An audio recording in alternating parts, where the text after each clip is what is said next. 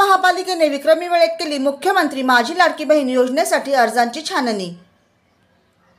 राज्य सरकारच्या मुख्यमंत्री माझी लाडकी बहीण योजनेसाठी अर्ज केलेल्या महिलांच्या पहिल्या टप्प्यातील 95,000 अर्जांची छाननी ठाणे महापालिकेने शनिवार दिनांक 3 ऑगस्ट ते सोमवार दिनांक 5 ऑगस्ट या 3 दिवसात अहोरात्र काम करून विक्रमी वेळेत पूर्ण केली आहे।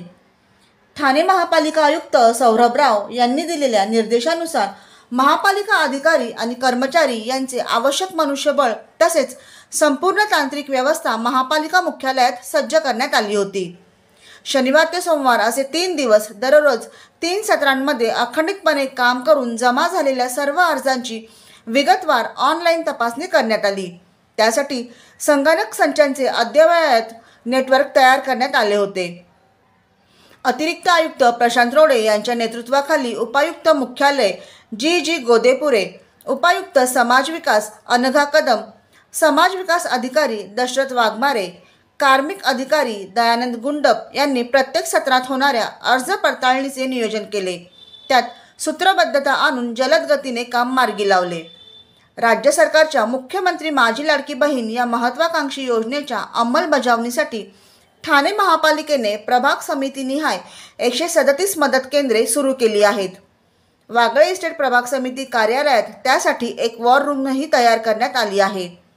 या सर्व मदत केंद्रांवर आलेले अर्ज तसेच ऑनलाईन प्राप्त झालेले अर्ज यांची ऑनलाईन पद्धतीने पात्रता निश्चित करण्यात आली।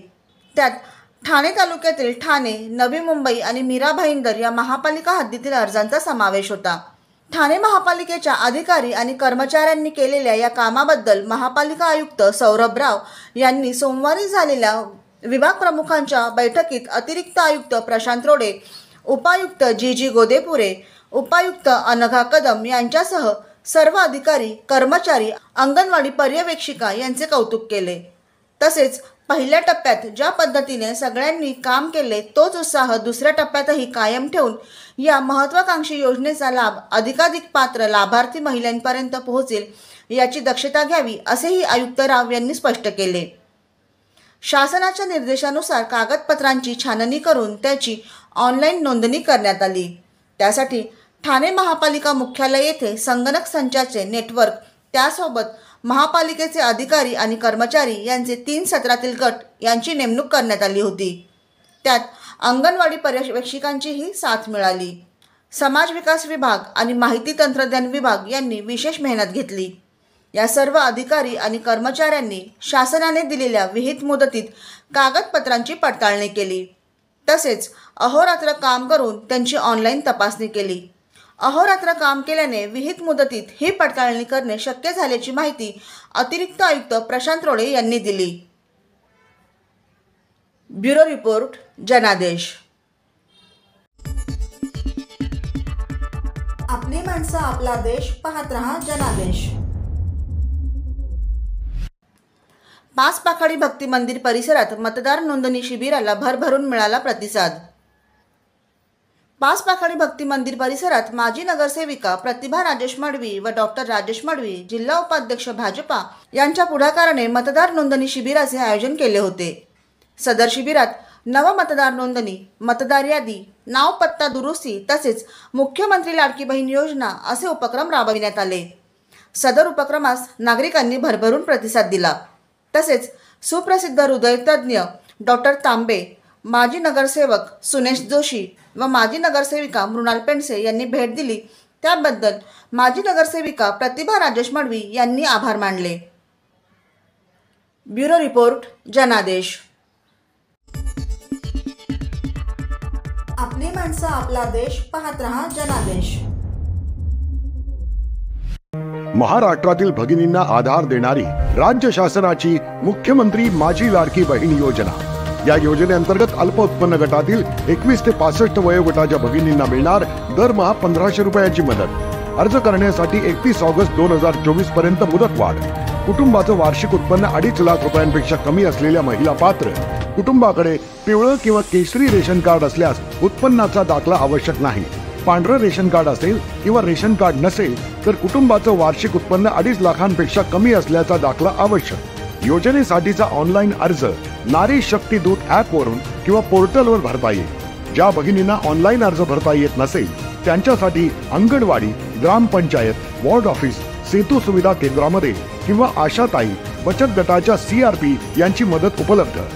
आता आपल्याला अभिमानाने म्हणता येईल, सुखी आणि सुरक्षित आहे माझी लाडकी बहीण.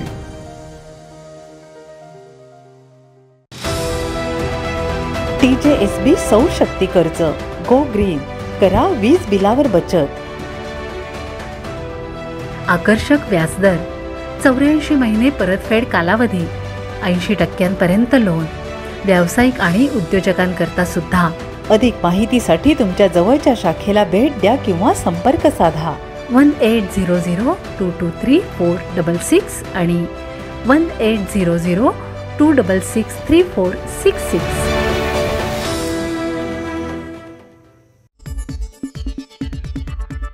आपली माणसं, आपला देश, पाहत रहा जनादेश. नवी मुंबईतील यशवंतराव चव्हाण फाउंडेशन सामाजिक संस्था झाली राज्यातील पहिली लोकराज्य सामाजिक संस्था. लोकराज्य या शासनाच्या मुखपत्राचे अनन्यसाधारण महत्त्व आहे. हे महत्त्व लक्षात घेऊन नवी मुंबईतील यशवंतराव चव्हाण फाउंडेशन मुंबई या सामाजिक संस्थेने याविषयी एक महत्त्वाचे पाऊल उचलले आहे.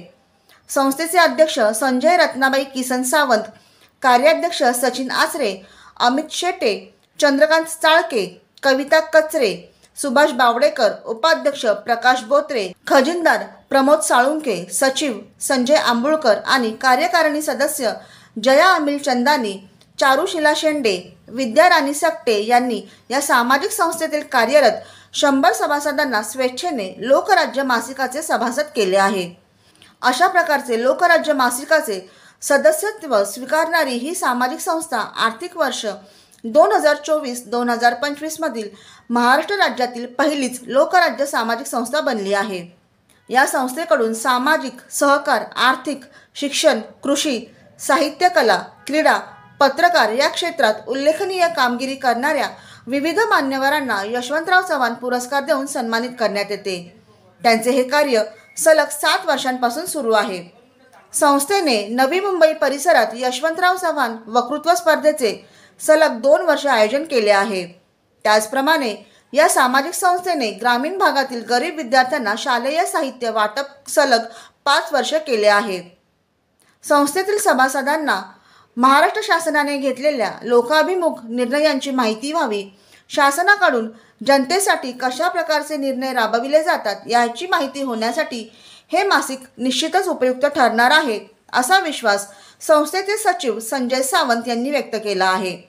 त्यांनी राज्यातील इतर सामाजिक संस्थांनाही वार्षिक वर्गणी अवघे 100 रुपये असलेल्या उपयुक्त अशा या लोकराज्य मासिकाचे वार्षिक सभासद होण्यासाठी आवाहन केले आहे. या सामाजिक संस्थेस येत्या दिनांक 15 ऑगस्ट 2024 रोजी मुख्य राजकीय ध्वजारोहण समारंभाच्या वेळी लोकराज्य पुरस्कार देऊन गौरविण्यात येणार आहे. ब्युरो रिपोर्ट, जनादेश. आपली माणसं, आपला देश, पाहत रहा जनादेश. श्री ग्रंथ ज्ञानेश्वरी पारायण सोहळा, अखंड हरिनाम सप्ताह व कीर्तन महोत्सव उत्साहात होणार संपन्न.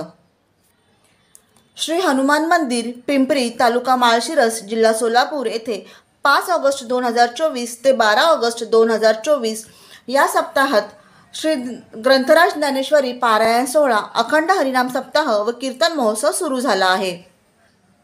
तालुका माळशिरस वर्ष 34वे आणि सप्ताहातील दुसऱ्या दिवसाची कीर्तन सेवा हरिभक्त परायण समाजभूषण गौरवरत्न जिल्हा परिषद प्राथमिक शाळा वळई तालुका मान येथे कार्यरत असलेले हास्य विनोदी सम्राट हरिभक्त परायण दादासाहेब महाराज नरळे यांची कीर्तन सेवा संपन्न झाली आणि त्यांनी घेतलेला अभंग हे तो एक संता ठाई लाभ पायी उत्तम मनविता त्यांचे दास पुढे आस उरेना या अभंगावर त्यांनी आध्यात्मिक कीर्तन केले.